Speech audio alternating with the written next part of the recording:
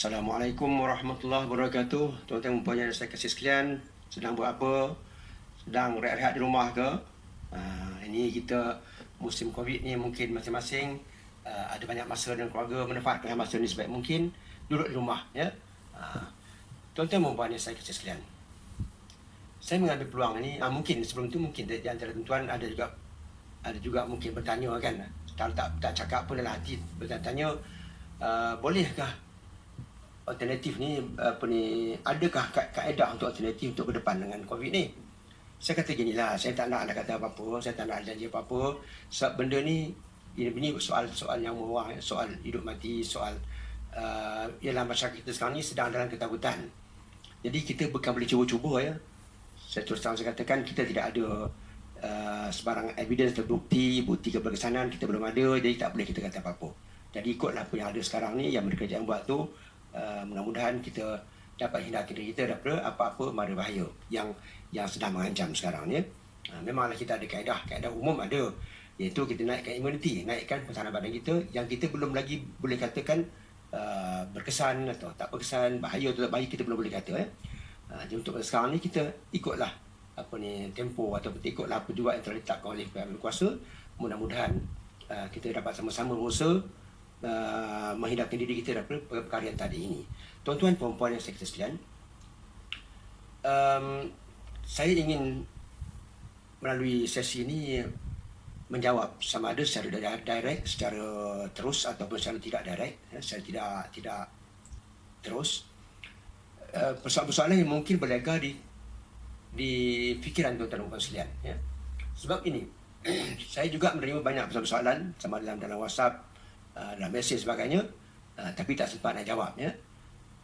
Begini, banyak di antara masyarakat kita ni yang sakit dengan berbagai-bagai penyakit dan telah mencuba berbagai cara, ya. Contohnya sakit yang pergi ke klinik tak selesai. Jadi benda tu jadi satu masalah, satu kebuntuan.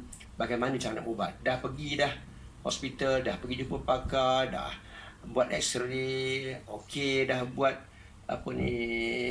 MRI, okey, dah katanya okey, ya. Dah buat ECG, kita tak ada masalah, dah buat endoskop, ya. Pun tak ada apa-apa, dah berbagai-bagai cara scan, ya, MRI dan sebagainya. Dan di samping itu pula dia dah menerima atau telah diberi oleh doktor atau doktor pakar pelbagai ubat-ubatan. Jadi banyak yang mengeluh, mengatakan kenapa tak sembuh. Jadi itu persoalan. Semua benda dah cuba, ya. Contohnya katalah persoalan masalah perut dan ususnya, soalan gastric GERD. Ada sebahagian bertemu pakar menasihatkan supaya tidur bersandar, jangan baring terus, ya, sebab nanti reflux yang melepasi LS ni, lower esophageal sphincter ni, dia melepasi ni sampai ke atas, mengganggu sebagainya, panas, pedas sebagainya, jadi tak selesa. Jadi doktor pakar mengatakan atau menasihatkan di antara tuan ni tidur bersandar. Tapi tidur bersandar ni tak selesa lah. Kan banyak kata, sampai bila saya nak tidur bersandar, kan contohnya. Ada yang sampai tukar katil. Dinasihatkan sampai tukar katil, beli katil yang digunakan di hospital tu supaya boleh adjust. Tak payah tinggikan bantal. Katil saya dia adjust supaya dia tinggi di belakang untuk keadaan yang agak sikit baik atau ketidakselesaan tu kurang dirasakan.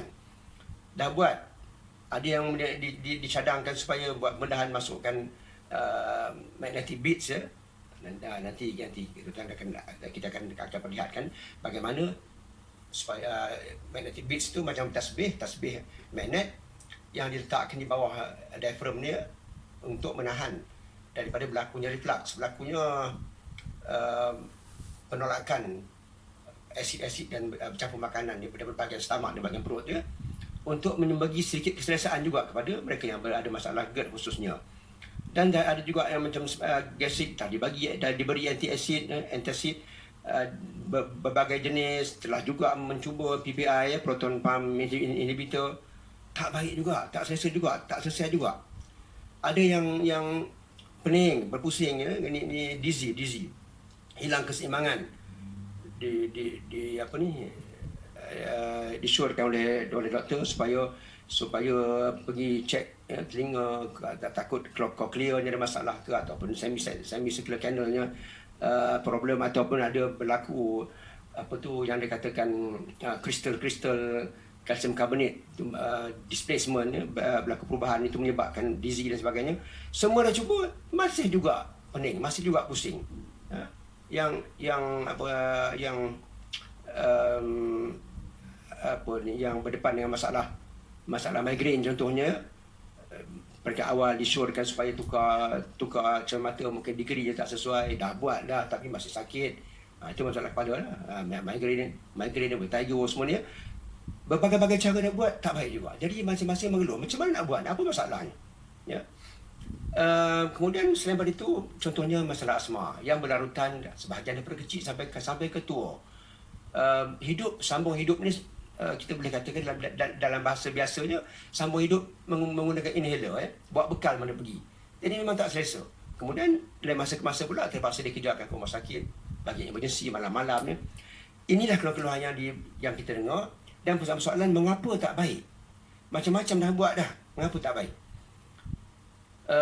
Berlarutan bertahun-tahun, sampai sebahagiannya terutamanya penyakit yang saya sebut pertama awal-awal tadi, macam GERD, dia sampai berlarutan dari segi fizikal dan berlarut pada mental, sebab merasa bimbang, rasa tak puas hati, rasa persoalan yang tak terjawab, macam dah tak ada buat apa dah. Jadi akhirnya dirujuk kepada bahagian psikiatris. Jadi benda-benda macam ni saya sentuh pada pagi ni macam inilah, ya. Sebaiknya tuan-tuan dan puan yang telah buat rawatan melalui cara moden ni, rujuklah pada mereka, tanya mereka balik apa masalah sebenarnya. Namun saya sekadar beri pandangan, sebab kesembuhan itu dengan dua perkara. Pertama, diagnose dan ubat yang tepat. Yang kedua, izin Allah. Jika diagnose dan ubat yang tepat, insya-Allah, ya, penyakit itu dapat sembuh dengan sempurna. Baiklah tuan-tuan dan sekalian, seterusnya saya ingin mengisi masa ini, peluang ini untuk mengkongsi apa yang kita buat dekat sini, dekat pusat sihat, untuk berdepannya masalah apa-apa sakit pun, termasuk juga penyakit yang sebagai seolah-olah sudah hilang punca, seolah-olah sudah tidak ada jalan keluar. Bagaimana kita berdepan? Begini tuan-tuan sekalian. Pertama sekali, kita akan cek dulu. Kita akan semak, kita akan ambil berat, kita akan ambil kira soal-soal organ. Sebab organ biasanya menjadi punca yang sangat besar, memberi semangat sangat besar kepada keharmonian sistem badan kita. Organ, sama ada berlaku kelainan ataupun tidak. Seterusnya kita akan cek pula saraf. Saraf juga memang peranan yang besar. Kalau organ elok tapi sarafnya ada masalah, kesakitan itu akan berterusan, dia susah nak hilang. Seterusnya secara ringkas, hormon juga memang peranan yang penting. Dan kita cek juga kepada lain, seumpamanya macam bagaimana digestionnya, bagaimana pencernaannya, bagaimana penyerapannya, absorptionnya, bagaimana berlaku ke tidak homeostasis dalam tubuh seseorang itu, ya. Dan kita ambil kira juga tidurnya macam mana, kita ambil kira juga moodnya bagaimana. Sebab itu persoalan serotonin, melatonin kita ambil kira juga, supaya mudah-mudahan bila kita ambil kira perkara-perkara ini, Allah kurniakan kesembuhan yang sempurna pada seseorang pesakit itu. Jadi kita tidak memberi sebarang ubat-ubatan tertentu untuk mengambil alih apa-apa jatuhnya fungsi organ. Contohnya, katalah persoalan kencing manis. Kencing manis ni masalah apa? Masalah pankreas. Memanglah berlaku kekurangan insulin. Tapi berlaku tu bagaimana berlaku kekurangan insulin tu? Kerana masalah disorder pada pankreas. Jadi usaha kita untuk menormalkan kerja buat pankreas itu supaya insulin itu akan dapat bertepatan dengan apa yang diperlukan. Jadi kita tidak masukkan insulin, contohnya masukkan sesuatu untuk mengganti fungsi pankreas yang melakukan insulin itu, tidak. Tetapi sebaliknya kita mengusahakan supaya pankreas itu sembuh dan memenuhi fungsinya semula. Sebab apa? Kalau biasa kita tengok, kalau kita cuba nak, itu yang biasanya berlaku, hypo. Ya. Kita takut sangat gula kita banyak, kita bagi jab insulin, lepas tu rupa-rupanya insulin dah lebih pada gula, jadi hypo. Sebab apa? Kita nak buat daripada luar ni, nak menaik, kita kata kurang tu kita nak naikkan, banyak mana kita nak naikkan, banyak mana kita nak tambah. Itu kadang-kadang dah cari pula gula-gula untuk menaikkan semula gula dalam badan. Jadi dia jadi huru-hara sebab bidang tu bukan badan kita. Selama ni pun kita makan, contohnya orang-orang gastrik kan. Kita nak bila kita kata gastrik tu sebab asid lebih. Maka kita pun bagi anti asid ataupun kita bagi PPI proton pump inhibitor. Banyak mana kita bagi.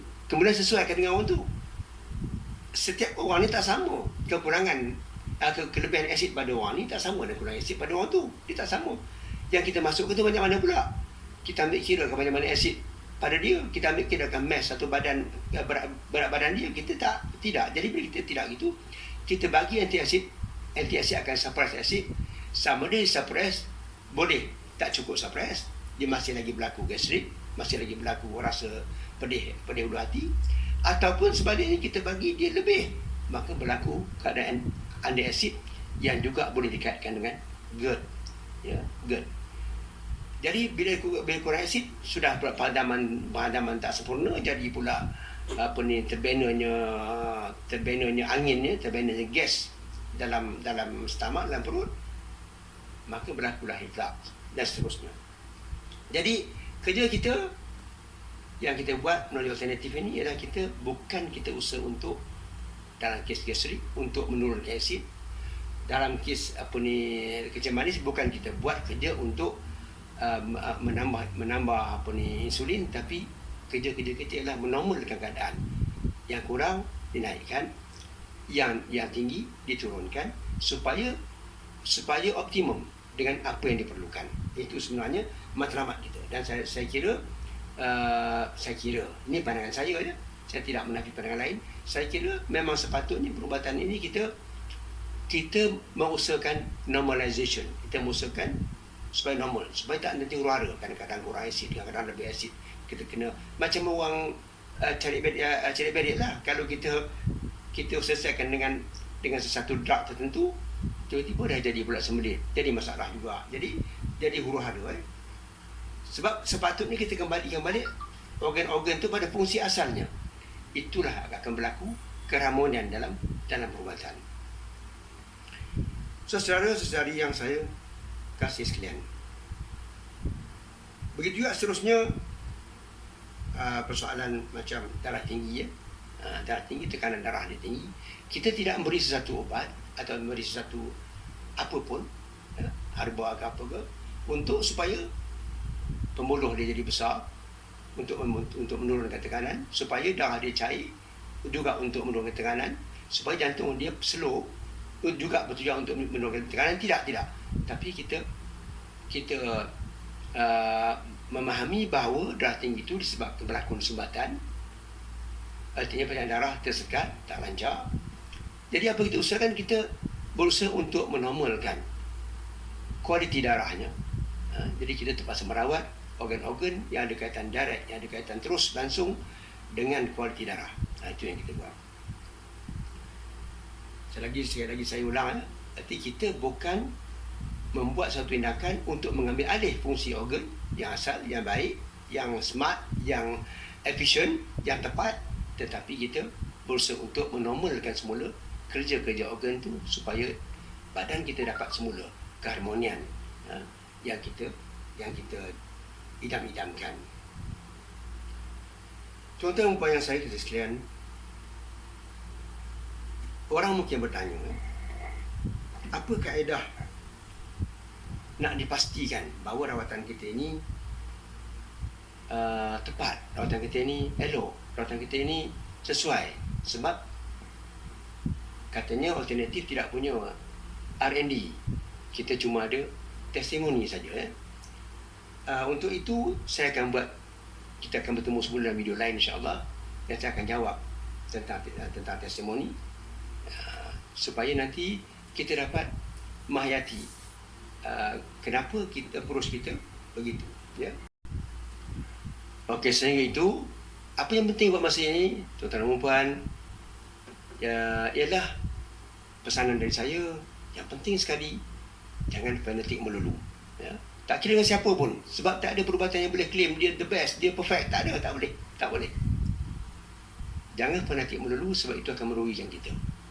Kita, kata orang, ada mata lihat, ada telinga dengar, ada fikiran fikir sebaik-baiknya.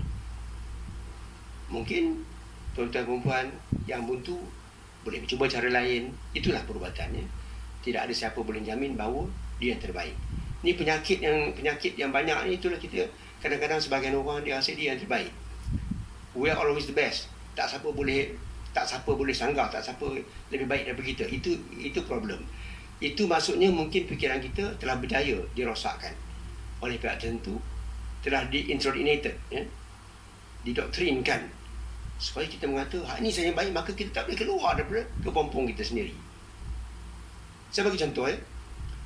Seperti mana juga kami, ya, di alternatif tidak boleh claim kita terbaik. Banyak juga benda kita kena bersandar dengan moden, kita kena minta bantuan moden juga. Begitu juga moden juga tidak terbaik. Saya bagi contoh, ya. Walaupun mereka ada R&D, sebenarnya R&D itu juga masih perlu menjawab banyak persoalan. Sebab dia tidak perfect. Begitu juga cara-cara ataupun pendekatan-pendekatan, ya. Saya bagi contoh. Katakanlah masalah tosis. Tosis ni ialah drooping eyelid, drooping eyelid. Di mana kita punya kelopak mata ni berat, dia turun sebab otot ni, levator muscle ni tidak kuat untuk mengangkat kelopak mata kita, ya. Sehingga sekarang tidak ada satu cara yang selamat, yang harmoni, yang masuk akal, yang dapat diketengahkan oleh moden. Belum. Artinya masih berlaku kekurangan-kurangan yang wujud. Malah sebahagian doktor, pakar sekalipun, bila mereka kena penyakit ni, mereka berlaku drooping eyelid, berlakunya jatuh kelopak mata ni, mereka pun tak berani buat cara moden. Sebab apa? Kata mereka, nanti kalau dia bedah, apa yang berlaku? Kalau sebelah kanan ditutup, sebelah kiri buka, nanti takut-takut bila dia buat pembedahan untuk betulkan, untuk balance kan, apa yang berlaku? Sebelah kanan nanti buka terlebih, nanti tidur pun celik. Berarti tidak ada cara yang betul-betul dapat dikatakan masuk akal, ataupun betul-betul dikatakan memuaskan, yang harmoni, yang aman. Tak ada. Sama juga soal incontinence, contohnya. Incontinence tak kira lah fecal ke ataupun urinary ke, tak ada cara. Cara yang disuruhkan oleh moden bagaimana? Habis-habis. Yalah, banyak cara lah, tapi di antara cara yang agak selamat sikit, tapi tak selesa, ialah kencing pakai beg. Bawalah beg ke mana-mana pergi. Itulah penyelesaian. Tapi tak tahu setengah orang kat itu penyelesaian yang boleh terima. Cuma pada saya, tambah pula kita orang Islam, kita nak sembahyang berdosa, nak berjemaah memang sangat-sangat bermasalah. Dan banyak lagi yang lain yang boleh kita bincang dalam masa semasa, sebenarnya tidak perfect. Macam tadilah kita kata pasal apa ni, kecil manis tadi kan. Kita masuk insulin, lepas tu dah kita hypo juga bahaya. Hypo lebih bahaya daripada hyper. Dan dikatakan dalam statistik bahawa kalau ada hypo ni, kita pensan, pergi ke hospital, bagi emergency, daripada 10 orang yang hypo pensan, cuma 3 orang yang selamat. Yang lain biasanya terus berpindah ke alam akhirat, ya, mati. Jadi benda ni tak ada yang kita, siapa yang boleh claim dia terbaik, tak boleh dipersoal, tak ada. Dan banyak lagi kalau kita nak katakan mengenai sekarang itu, sehingga kita bertemu lagi insya-Allah di lain kali. Mudah-mudahan semua sihat, mudah-mudahan semua menjalani perintah tahanan di rumah ni dengan sebaiknya dan memanfaatkan masa ni. Sekian, wabillahi taufiq wal hidayah. Wassalamualaikum warahmatullahi taala wabarakatuh.